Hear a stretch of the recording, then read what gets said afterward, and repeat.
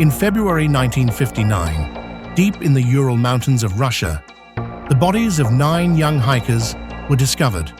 Some were buried in snow, others lay beneath trees. One had no shoes, one wore only underwear, one woman had no tongue, one man had shattered ribs and crushed skull, without a single mark on the outside. Their tent, still standing on the mountainside, had been torn from the inside. Shoes and jackets were left behind. Food uneaten. They had fled into a freezing blizzard without protection. What did they see out there? Whatever it was worse than death. They were young, brilliant, students and graduates from the Ural Polytechnic Institute, engineers, geologists, physicists. The leader, Igor Dyatlov, was 23, disciplined, experienced, and admired. 10 began the trek, but only 9 went forward. Yuri Yudin, the only survivor, turned back due to joint pain. Later he would say, "If I had gone with them, I would have died too." They were attempting a Category 3 expedition, the highest difficulty recognized in the Soviet Union. They departed on January 27th. By February 1st, they were gone.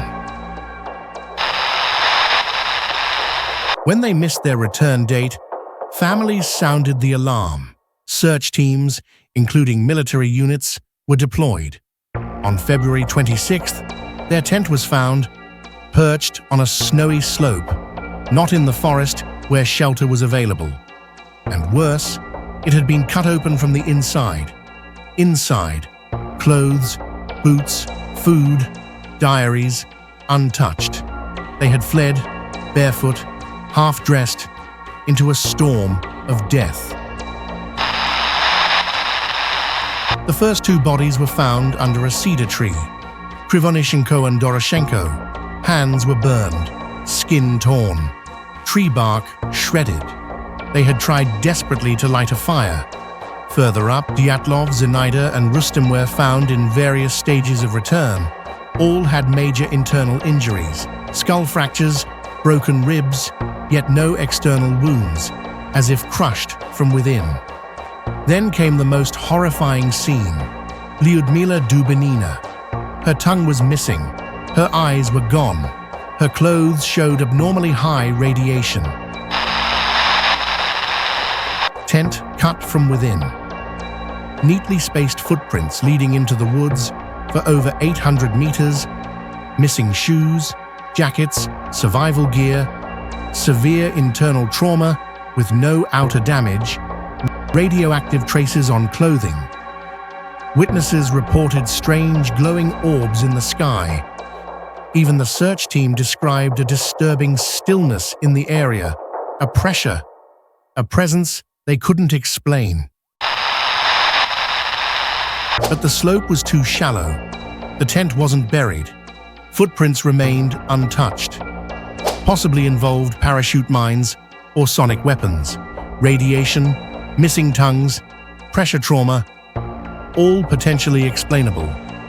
But the government denied everything.